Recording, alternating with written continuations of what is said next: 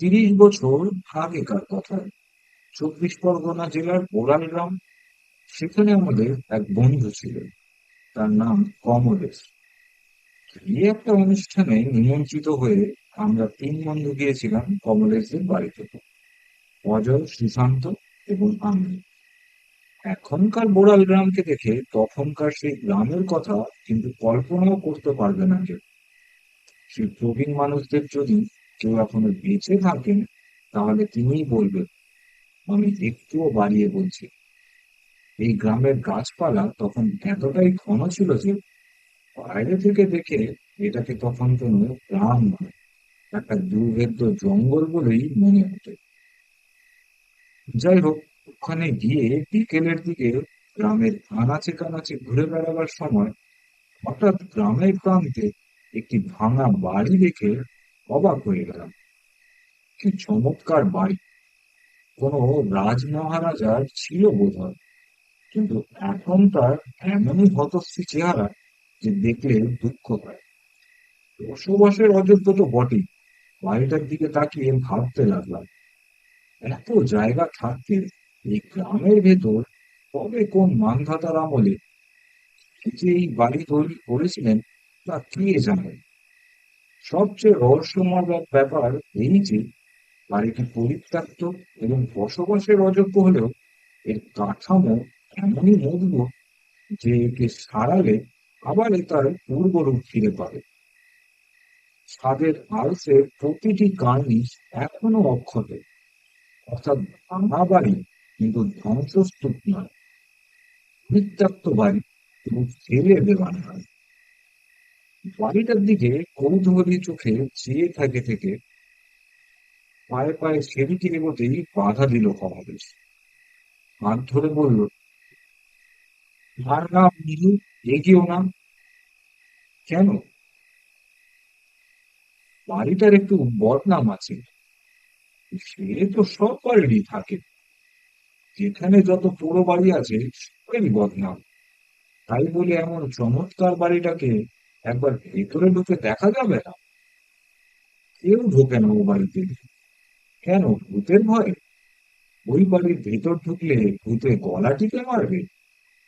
ঠিক তাই, ভূতে এসে গলা টিপে মারবে কিনা জানি না, তবে ওটা ভূতেরই বাড়ি। ভূতের বাড়ি? আমরা সবাই হো হো করে হেসে উঠলাম। এরপর যা হয়ে থাকে সচরাচর এক্ষেত্রে তাই হলো। অর্থাৎ কিনা আমরা নানা রকম ঠাট্টা তামাশা বিদ্রুপ এইসব করতে লাগলাম কমলেশকে। কমলেশ একটু উত্তেজিত হলো, বরং এসে বলল, দেখো ভাই, আমরা গ্রামে থাকি, তোরা তো আমাদের মানুষের মর্যাদা দিস না। ভাবিস কুসংস্কারে আচ্ছন্ন কিছু রূপে যে পেয়েছি বদলে। কিন্তু জেনে রাখ, যা বলছি তা মিথ্যে নয়। সাহস থাকলে পরীক্ষা করে দেখিস। অবশ্য পরীক্ষা না করাটাই ভালো, কারণ তোদের মতে কুমার গোবিন্দ যে দু একজন পরীক্ষা করতে গিয়েছিল,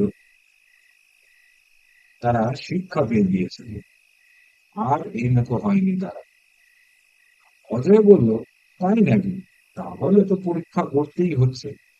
অবশ্য তোর কথা যে একেবারে উড়িয়ে দিচ্ছি তা নয়। তবে কি জানিস, যেখানেই যাই, যে গ্রামেই যাই, পুরো বাড়ি দেখলেই শুনি ভূতের উপদ্রবের কথা। মাঠের মাঝখানে বেল গাছ থাকলেই শুনি সে গাছে নাকি ব্রহ্মদৈত্যী আছে। আর মাঝ ভর্তি পুকুর দেখলেই শুনতে পাই এরপরে রাত দুপুরে ভূত ঘোরে। যারা মাছ ধরে তাদের কাছে ঘ্যান ঘ্যান করে মাছ চায়। কাজে এই ব্যাপারগুলোতে আর আমাদের আস্থা নেই। তাই ভাবছি তোদের দেশের এই বড় বাড়িতে এক রাত কাটিয়ে ভূত জিনিসটা আসলে কি তা একবার দেখে যায়। কমলেশ বলল, না, তোদের মতো অবিশ্বাসী ছেলেদের দিকে এদিকে নিয়ে আসাটাই ভুল হয়েছে। আমি বললাম, খুব রেগেছিস মনে হচ্ছে। রাগের কি আছে? সুশান্ত বলল, বেশ তো, আমরা কোনো পরীক্ষা চাইনি, শুধু গোয়ার্তুমি করে এক রাত এই বাড়িতে থাকতে এসে উচিত শিক্ষা পেয়েছে এমন একজনের সঙ্গেই অন্তত আমাদের পরিচয় করিয়ে দেন। কমলেশ এবারে আমতা আমতা করতে লাগলো।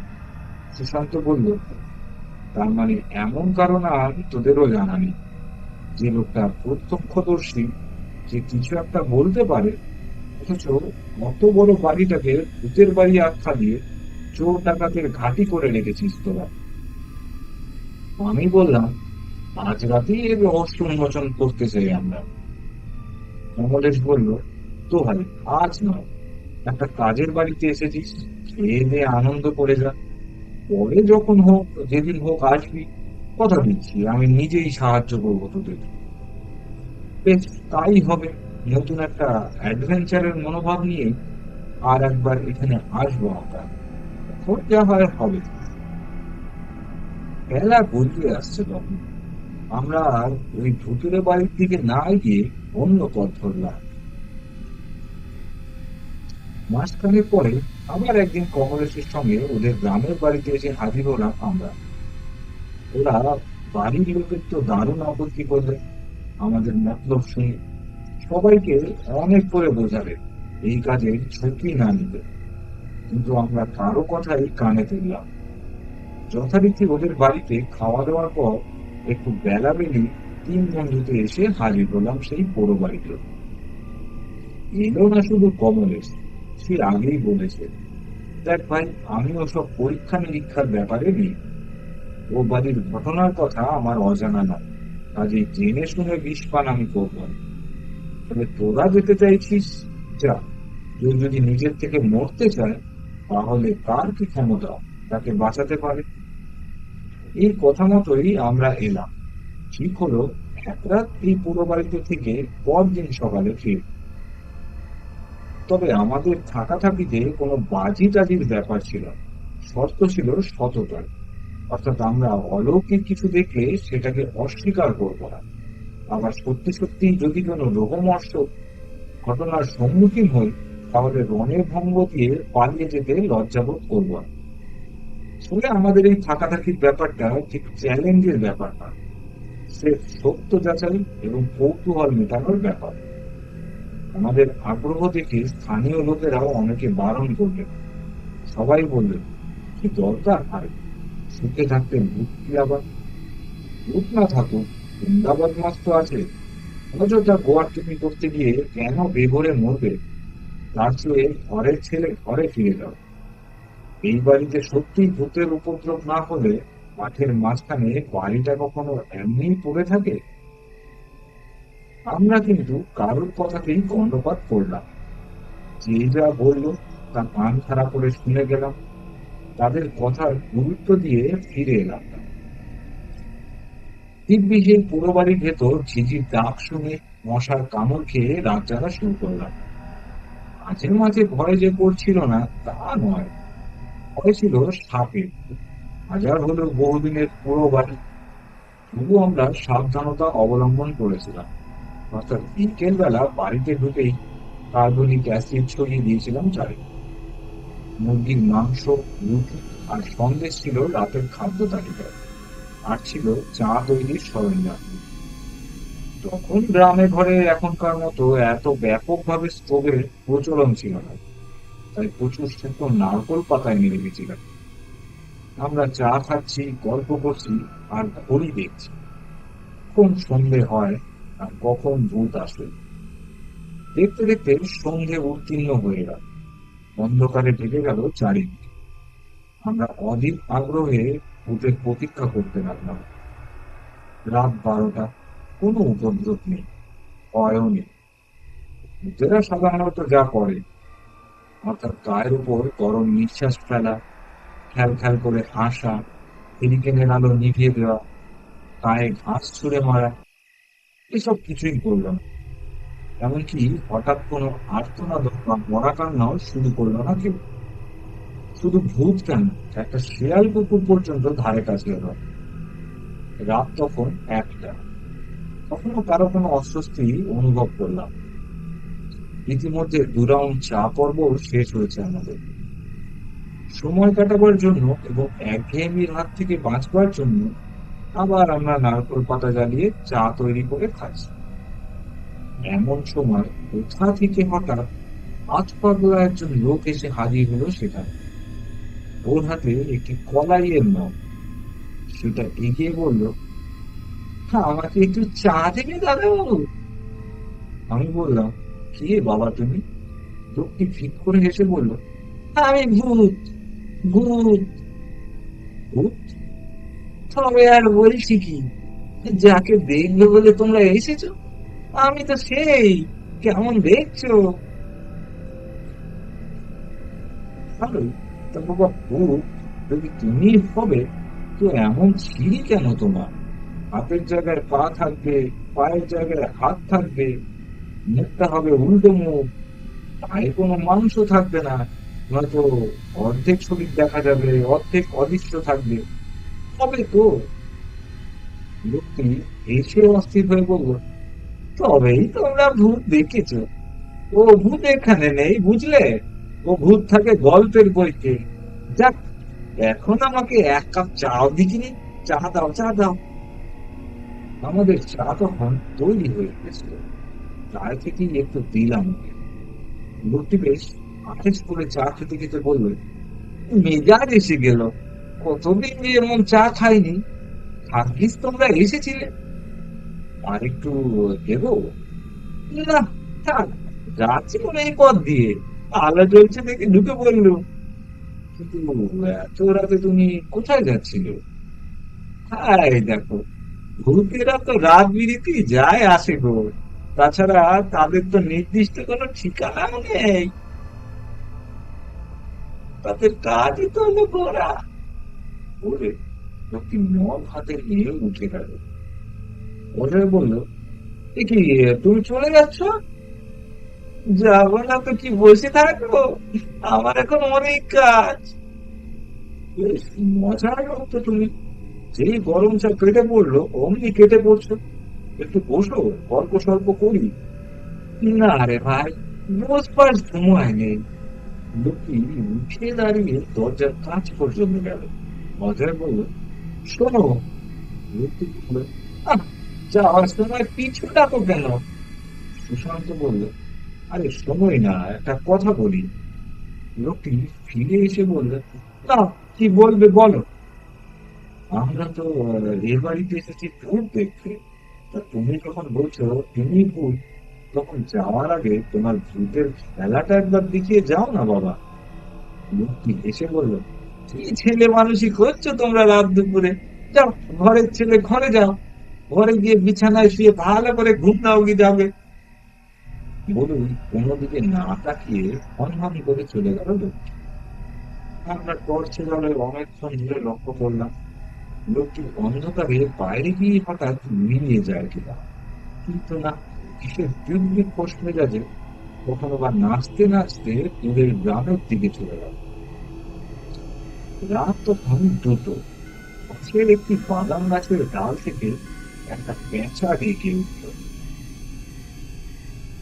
তারপর হঠাৎ পেঁচাটা দারুণ ভয় পেয়ে চিৎকার করতে করতে আমাদের ঘরের ভিতর ঢুকে পড়ে ডাঙা ঝাঁপতে বারবার পা খেয়ে পড়তে লাগলো। সে একটা ভীতি বিচ্ছিরি ব্যাপার। তারপর আমাদের তাড়া খেয়ে আরো এক পা ঘুরে উড়ে গেল অন্ধকারে। রাত তখন 3টে। আমরা আর একবার চা খেলাম। ভোর 5টা। সবে আলো ফুটো ফুটো করছে। গাছের ডালে একটি দুটি করে পাখিও ডাকছে। কিন্তু কই, না এলো কোনো ভূত, না এলো কোনো জন্তু। আমরা নিজেরাই এবার দারুণ বিরক্তিতে নিজেদের মধ্যে বলাবলি করতে লাগলাম, শুধু শুধু এই গেঁয়ো ভূতগুলোর কথা শুনে রাতের ঘুম নষ্ট করে ভূত দেখতে এলাম। কি দেখলাম? কিছুই তো দেখলাম না। মাঝখান থেকে মশার কামড় খেলাম, ঘুমও হলো না, শরীরটাও খারাপ হলো। যত সব। দেখতে দেখতে ভোর হলো।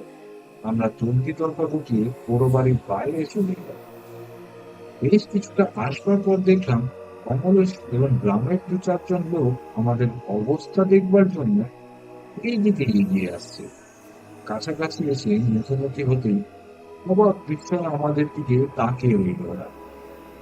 এমন ভাবে তাকালো যেন আমাদের দেখেইনি কোনোদিন ওরা। ভয়, বিস্ময় কি না ছিল ওদের চোখে, যেন আমরাই ভূত। তাই ভয় ভয়ে আমাদের ভূত দেখছে। একজন জিজ্ঞেস করলেন, রাত্রে আপনারা ভয়টায় পান তো? না, তেনাদের কোনো উপদ্রব হয়নি? না, কিছু দেখেননি আপনারা? হ্যাঁ, দেখেছি আমরা একটা ঘোড়ার মাথা আর হাতির মুন্ডু। তা তো দেখবেনই বাবু, হাজার হলেও রাজরাজার বাড়ি, হাতি ঘোড়া কত কি ছিল।